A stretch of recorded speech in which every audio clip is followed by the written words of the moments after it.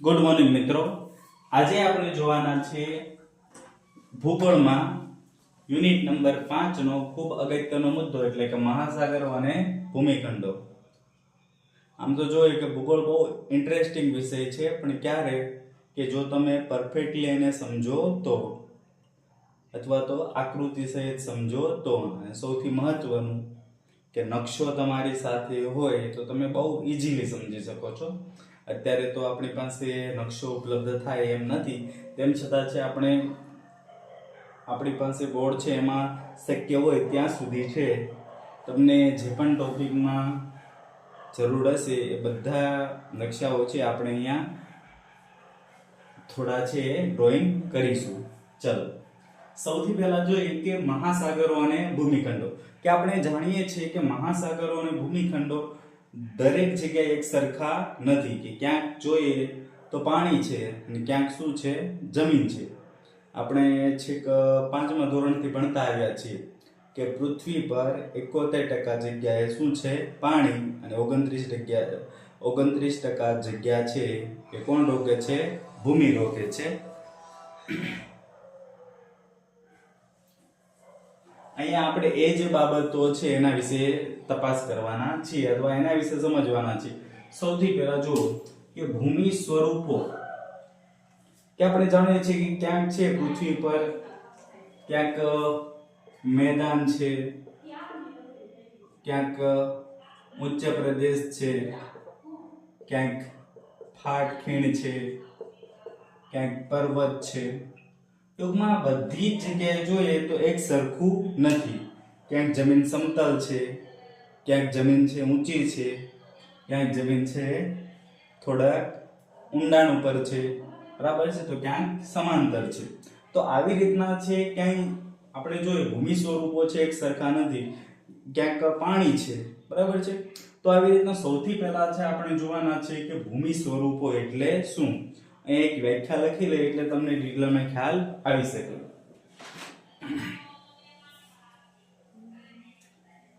વ્યાખ્યા લખવી એટલા માટે જરૂરી છે કારણ કે આ વ્યાખ્યા આપણી બુકમાં નથી, બરાબર છે.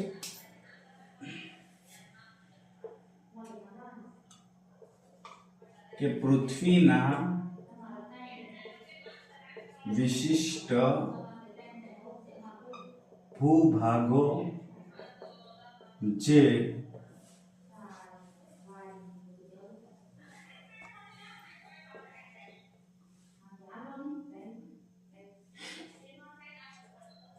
તેની ઊંચાઈ,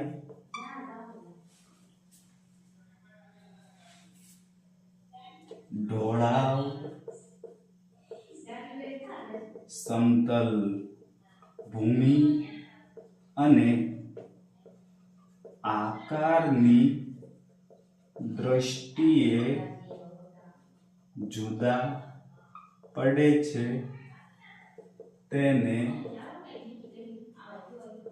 ભૂ સ્વરૂપો કહીએ છીએ. આ વ્યાખ્યા છે આપણે સમજવાની છે. જો અગાઉ પણ આપણે વાત કરી કે તમને 4 ભૂ સ્વરૂપો બતાવ્યા હતા: મેદાનો, ઉચ્ચ પ્રદેશો, પર્વતો અને ફાટ ખીણો. તો ચારેયની છે ને આપણે ઉદાહરણ જોઈ લઈએ. સૌથી પહેલા આપણે શું છે, પર્વતો, પછી ઉચ્ચ પ્રદેશો, પછી ફાટ ખીણો, અને પછી જોઈએ તો મેદાનો. તો ચારેય ભૂમિ સ્વરૂપો છે ને અલગ અલગ છે, બરાબર છે. જોઈ લઈએ આપણે. તો એ ચારેયને જુઓ તમે. ઊંચાઈ, તો પર્વત ઊંચો છે, આ પર્વતથી નીચે છે, આ સમાંતર છે. ઊંચાઈ અલગ અલગ છે ભૂમિ સ્વરૂપની. બીજું છે ઢોળાવ, કે અહીંયા ઘણા બધા ઢોળાવ જોવા મળશે, અહીંયા ઢોળાવ જોવા મળશે, મેદાનમાં ઢોળાવ જોવા મળશે નહીં. તો ઢોળાવની દ્રષ્ટિએ પણ અલગ અલગ છે. સમતલ ભૂમિ, તો મેદાન એકદમ સમતલ હોય છે કારણ કે એના બધા ખડકો કેવા હોય છે, સપાટ હોય છે, એક સરખા હોય છે. એની જગ્યાએ આપણે જોઈએ અહીંયા પણ સમતલ નથી, અહીંયા પણ સમતલ નથી, અહીંયા પણ સમતલ નથી. અને પછી જોઈએ કે આકારની દૃષ્ટિએ તો બધાનો આકાર પણ કેવો છે, અલગ અલગ છે. તો આવી રીતના પૃથ્વીના વિશિષ્ટ ભૂભાગો છે તેની ઊંચાઈ, ઢોળાવ, સમતલ ભૂમિ અને આકારની દૃષ્ટિએ છે જુદા પડતા હોય એને આપણે શું કહીએ છીએ, ભૂમિ સ્વરૂપ કહીએ છીએ. હવે આપણે આ ટોપિકમાં જ આગળ વધવાના છીએ.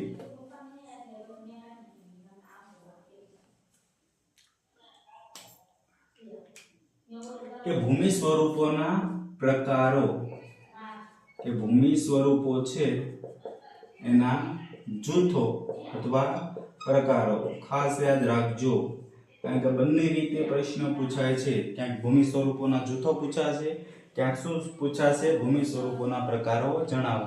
અને આ જ ટોપિક છે તમારે 7મા યુનિટમાં પણ આવવાનો છે. એટલે સૌથી પહેલા છે અને આપણે અત્યારે સમજી લઈશું તો નેક્સ્ટ ટાઈમ આપણે કઈ તકલીફ પડશે નહીં.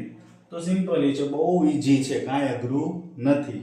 અઘરું ક્યારે થાય, જો આપણે આના પર બરાબર ધ્યાન ના આપીએ તો.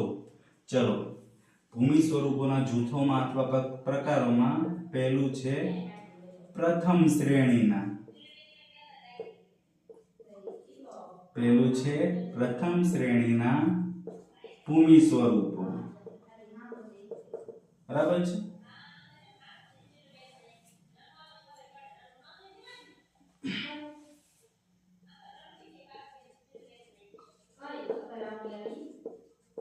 બરાબર છે. પછી તેના ઉદાહરણ પણ લખી લઈએ કે પ્રથમ શ્રેણીના ભૂમિ સ્વરૂપો છે કયા છે, તો ભૂમિખંડો અને મહાસાગરો. પછી જોઈએ બીજો પ્રકાર છે દ્વિતીય શ્રેણીના, કે દ્વિતીય શ્રેણીના ભૂમિ સ્વરૂપો. એમાં કોનો સમાવેશ થશે, આપણે જાણીએ છીએ મેદાનો, પર્વતો, ઉચ્ચ પ્રદેશો અને ફાટ ખીણો.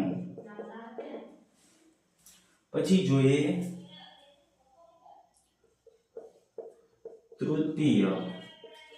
તૃતીય શ્રેણીના ભૂમિ સ્વરૂપો. તો એમાં ઘણા બધા છે, બધા લખી લઈએ. ચલો, કે કોતરો, મેદાનો, ખીણો, રેતીના ઢૂવા, સમુદ્ર, કરાડ,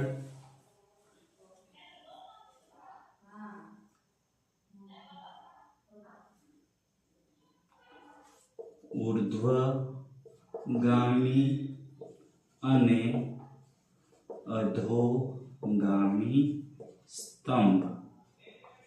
પછી નાની ટેકરીઓ. તો સૌથી પહેલા છે તમારે ક્યાંક પર છે આ પ્રશ્ન પૂછાઈ શકે છે, આ ત્રણમાંથી એક. અને આ અહીંયા પ્રશ્ન થશે તમને મેદાનો. બરાબર છે. તો એનું પણ આપણે છે સરસ રીતે તમને એક્સપ્લેન કરીશ એટલે ખ્યાલ આવી જશે. સૌથી પહેલા જો પ્રથમ શ્રેણીના ભૂમિ સ્વરૂપો એટલે શું, તો જ્યારે પૃથ્વીનો ઉદ્ભવ થયો, આપણે જાણીએ છીએ પૃથ્વી ગરમ વાયુના ગોળા સ્વરૂપી હતી, ધીમે ધીમે ઠંડી પડી અને ધીમે ધીમે છે વાતાવરણ બદલાતા ક્યાંક મહાસાગરો ઉદ્ભવ્યા તો ક્યાંક શું હતું, ભૂમિખંડો. તો જે પૃથ્વીના ઉદ્ભવની સાથે સૌથી પહેલા જે અસ્તિત્વમાં આવ્યા, પહેલા એટલે પ્રથમ, તો એને શું કહે છે, પ્રથમ શ્રેણીના ભૂમિ સ્વરૂપો. તમને એક્ઝામમાં પૂછે કે પ્રથમ શ્રેણીના ભૂમિ સ્વરૂપો કયા છે, તો બે જ આવશે, ભૂમિખંડો અને મહાસાગરો. ચલો, બધા એકબીજા સાથે જોડાયેલા છે એટલે ક્યાંક પણ છે વચ્ચેથી ગેપ તમારે પાડવાનો નથી, અથવા ક્યાંક પણ છે કયું એકબીજા સાથે જોડાયેલું છે અને પરફેક્ટલી તમારે સમજી લેવાનું રહેશે. પછી કે આ પ્રથમ શ્રેણીના ભૂમિ સ્વરૂપો છે એમાં શું થયું હતું, પૃથ્વીની અંદર આંતરિક ભૂગર્ભમાં હલનચલન થયું. શું થયું? અથવા તો આપણે કહીએ છીએ સંચલન.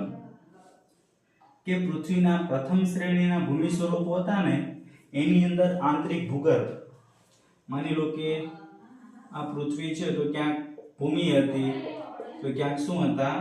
મહાસાગરો હતા. તો એમાં છે આંતરિક ભૂગર્ભની અંદર શું થયું? હલનચલન થયું અને એના કારણે જે ભૂમિ સ્વરૂપો ઉદ્ભવ્યા એને શું કહેવાય છે? દ્વિતીય શ્રેણીના ભૂમિ સ્વરૂપો. યાદ રાખવાનું રહેશે કે દ્વિતીય શ્રેણીના ભૂમિ સ્વરૂપો છે શેના કારણે ઉદ્ભવ્યા છે? તો પૃથ્વીના આંતરિક ભૂગર્ભના સંચાલન અથવા હલનચલનને કારણે. કયા કયા છે? તો મેદાનો, પર્વતો, ઉચ્ચ પ્રદેશો અને ફાટખીણો. કે ક્યાંક ભૂમિ છે સમાંતર બની ગઈ તો એ શું બની ગયા? મેદાનો. ક્યાંક અમુક ભૂમિ છે એ શું થઈ?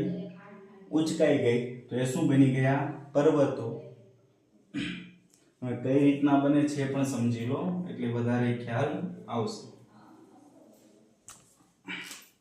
જેમ કે આ બે ખડકો છે, બરાબર છે, અને આ વચ્ચેનો ખડક છે. તો આ ખડક આ બાજુ દબાણ કરે, આ બાજુ દબાણ કરે તો ઘણીવાર શું થશે? આ ખડક છે ઊંચકાઈને આવી રીતના થશે. તો એના કારણે શેની રચના થઈ? પર્વતો. અને આ થવાનું કારણ શું છે? પૃથ્વીની આંતરિક હલનચલન અથવા સંચલન. પછી જોઈએ ઉચ્ચ પ્રદેશો. તો ઘણીવાર શું થાય છે? આ એક પ્રોસેસ છે કે ઘણીવાર છે થોડો ભાગ નહીં પણ એક સાથે કેટલોય ભાગ ઉચકાઈ જાય તો એ શું બની જશે? ઉચ્ચ પ્રદેશો બની જાય છે. તો ઘણીવાર શું થાય છે? ભૂકંપ થાય. સરસ મજાનું મેદાન છે, ભૂકંપ થાય છે અને નીચેનો આ ખડક છે એ નીચે ધસી જાય છે, બરાબર છે. આ ખડક નીચે ધસી જાય એટલે આવો ગેપ પડી જાય છે તો એ શું બની જાય છે? ફાટખીણો, બરાબર છે. તો ઘણીવાર ઉલટું કે નાની નાની ટેકરી છે, પર્વત છે, ભૂકંપને કારણે બધું નેસ્ત નાબૂદ થઈ અને સમાંતર બની જાય છે તો શું બની જાય છે? મેદાન. તો આવી રીતના પૃથ્વીના આંતરિક હલનચલનને કારણે, આંતરિક ભૂસંચલનને કારણે આ પ્રકારના ભૂમિ સ્વરૂપો અસ્તિત્વમાં આવ્યા જેને આપણે શું કહીએ છીએ? દ્વિતીય શ્રેણીના ભૂમિ સ્વરૂપો. ચલો ત્યારબાદ જોઈએ તૃતીય શ્રેણીના ભૂમિ સ્વરૂપો. આ પ્રશ્ન થાય કે તૃતીય શ્રેણીના ભૂમિ સ્વરૂપો કઈ રીતના અસ્તિત્વમાં આવ્યા? તો એની પાછળ એક જ જવાબદાર કારણ છે, બાહ્ય બળો. કે એવા બળો છે ને કે જેમ કે પર્વત છે તો પર્વત છે એની આંતરિક એની સાથે જોડાયેલું નથી, કોઈ બીજું બાહ્ય બળ અસર કરે છે. જેમ કે બાહ્ય બળો કયા કયા છે આપણે જોઈ લો. એક છે નદી, પછી બીજું છે હિમ નદી, ત્રીજું છે પવનો અને ચોથું છે ભૂમિગત જળ. તો આ બાહ્ય બળ છે. જેમ કે એક સિમ્પલ તમને સમજાવું, ખ્યાલ આવી જશે કે કોઈ પર્વત છે એના ઉપરથી નદી પસાર થાય છે. માની લઈએ કે આ પર્વત છે સરસ મજાનો, એમાંથી નદી પસાર થશે ને તો ધીમે ધીમે નદી છે શું કરશે? પોતાના પ્રવાહને કારણે આને ખડકો છે, પથ્થરો છે એને કોતરી નાખશે અને અહીંયા શું બની જશે? ખીણ બની જશે. શું બની જશે? ખીણ. તો આ બનવા પાછળ જવાબદાર કોણ છે? નદી, બરાબર છે. પછી એવી રીતના હિમ નદી છે, પવનો છે, ભૂમિગત જળ છે. ભૂમિગત જળ એટલે શું? કે પૃથ્વીની અંદર જે પેટાળમાં પાણી છે, જે વરસાદનું પાણી ઉતરે છે એ જ પાણી, કે પેટાળમાં જે પાણી છે એને શું કહેવાય છે? ભૂમિગત જળ. તો એ બધાને કારણે છે આ તૃતીય પ્રકારના ભૂમિ સ્વરૂપો ઉદ્ભવે છે. ચલો એકવાર ઉદાહરણ છે આપી દઉં. ચલો સૌથી પહેલા કે માની લો કે કોઈ નદી પસાર થાય છે તો અહીંયા છે આવી રીતના પથ્થરને કોતરે છે તો શું બની જશે? કોતરો. શેના કારણે ઉદ્ભવ્યા? નદીને કારણે. પછી અહીંયા બધા ખડકો છે એને ધોઈને આગળ નદી પોતાની સાથે લઈ જશે તો અહીંયા શું બની જશે? ખીણ. પછી એવી જ રીતના નદી છે પોતાનો કાપ છે ને બધો એ કાપ લઈને અહીંયા છોડી દે છે, બરાબર, એનું શું કરશે? નિક્ષેપણ કરશે. જો 3 પ્રોસેસ થાય, સમજાવવાનું રહી ગયું તમને કે આ બાહ્ય બળો છે 3 પ્રોસેસ કરે: ઘસારણ, નિક્ષેપણ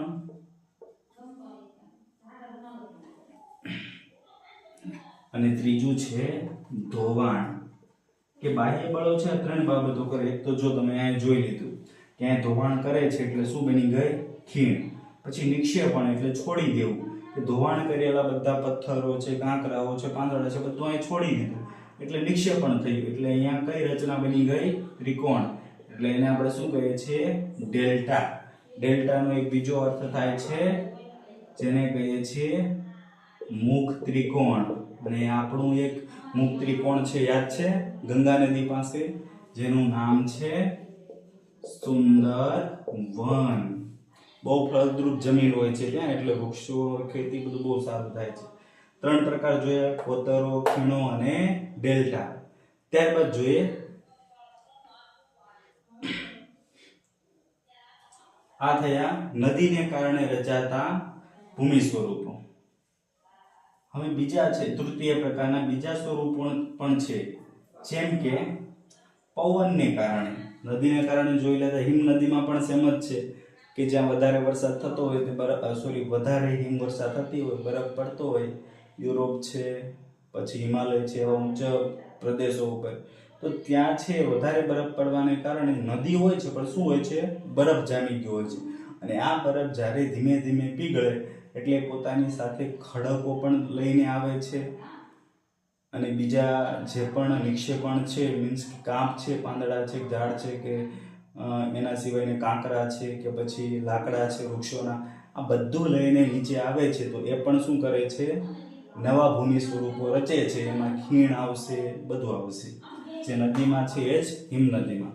પછી વાત કરી પવનો, કે કોઈ પર્વત છે, ઉચ્ચ પ્રદેશ છે, એના ઉપરથી જો પવનો પસાર થાય છે ને, તો આ પવનો શું કરે છે? ઘસારણ કરે છે. શું કરે છે? ઘસારણ. અને આ પવનો ઘસારણ કરે છે. માની લો કે આ નાની પર્વત છે, પર્વતમાંથી નાની ટેકરી બની જાય, ધીમે ધીમે શું બની જાય? મેદાન બની જાય. તો અહીંયા આવી ગયું ત્રીજા ભૂમિ સ્વરૂપોમાં મેદાનો. જુઓ કે બાહ્ય બળને કારણે રચાય એ મેદાનો તૃતીય શ્રેણીમાં, આંતરિક ભૂગર્ભના હલનચલનને કારણે રચાય તો એ મેદાનો કયામાં આવશે? દ્વિતીય શ્રેણીમાં આવશે. તો મેદાનો રચાયા. બીજું શું રચાય? કે માની લો કે અહીંયાથી છે ખડકો તોડીને પવન છે અહીંયા ઢગલો કરે છે, તો શું બની જશે? નાની ટેકરીઓ. બરાબર છે? તો એ પણ આપણે જોઈ લીધું. પછી હવે ખૂબ મહત્વનું છે સમુદ્ર કરાડ. કોતરો તો જોઈ લીધી આપણે, સમુદ્ર કરાડ અને ખીણો પણ જોઈ લીધી. રેતીના ઢુવા, કે ઘણીવાર રણની અંદર છે શું થાય છે? પવનો પોતાની સાથે શું લઈને? રેતી લઈને ઉડે છે, અને જ્યાં પવન ધીમો પડે ત્યાં આવી આકારનો ઢગલો કરી દે છે. તેને આપણે શું કહીએ છીએ? રેતીના ઢુવા. બરાબર છે? પછી જોઈએ સમુદ્ર કરાડ, કે કોઈ સમુદ્ર છે આવી રીતના વહે છે, અહીંયા સરસ મજાનો કોઈ ખડક છે. તો આપણે જોઈએ છીએ કે તમે ભાવનગરમાં કદાચ રહેવાસી હોય અથવા સુરતના રહેવાસી હોય તો જ્યાં સમુદ્ર કિનારો છે ત્યાં મોટા પથ્થરો હોય ને, તો સતત આ પ્રવાહ છે, સમુદ્રના મોજા છે, સતત એની સાથે શું થાય છે? અથડાય છે. અને એના કારણે પથ્થર છે ને આવી રીતના તૂટી જાય છે. તો એને શું કહેવાય છે? સમુદ્ર કરાડ. ચલો હવે 2 બાકી છે, અધોગામી અને ઉર્ધ્વગામી સ્તંભ.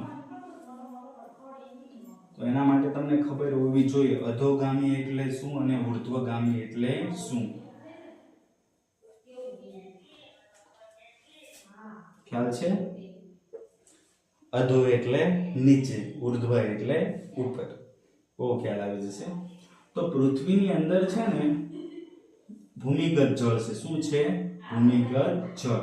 આ ભૂમિગત જળ છે એ આવી રીતના વહેતું હોય છે, તો ધીમે ધીમે ધોવાણ કરે છે. જેવી રીતના નદી ધોવાણ કરે એવી રીતના ભૂમિગત જળ ધોવાણ કરે, અને એને કારણે કોઈ ખડક છે આવી રીતના બની જાય, કોઈ ખડક છે નીચેથી આવો બની જાય.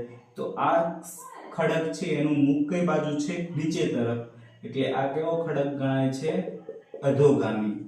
અને આ ખડક છે એ ઉપર તરફ મુખ છે, એટલે કેવો ખડક કહેવાય છે? ઉર્ધ્વગામી. તો આશા રાખું છું આ ત્રણેય શ્રેણી છે તમને બહુ સારી રીતના યાદ રહી ગઈ છે. પ્રથમ શ્રેણીના ભૂમિ સ્વરૂપોમાં ભૂમિખંડો અને મહાસાગરો, દ્વિતીય શ્રેણીમાં મેદાનો, પર્વતો, ફાટખીણો અને ઉચ્ચ પ્રદેશો, તૃતીય શ્રેણીમાં તો ઘણા બધા છે, નદીના કોતરો, મેદાનો, ખીણો, રેતીના ઢોવા, સમુદ્ર, કરાડ, ઉર્ધ્વગામી, અધોગામી સ્તંભ, નાની ટેકરીઓ. અને આ થવાનું કારણ છે બાહ્ય બળો, કે દ્વિતીય શ્રેણીના ભૂમિ સ્વરૂપો છે એના ઉપર બાહ્ય બળ લાગે એટલે તૃતીય શ્રેણીના ભૂમિ સ્વરૂપો રચાય. પ્રથમ શ્રેણીના ભૂમિ સ્વરૂપો છે એના ઉપર આંતરિક હલનચલનને કારણે દ્વિતીય શ્રેણીના ભૂમિ સ્વરૂપો રચાય.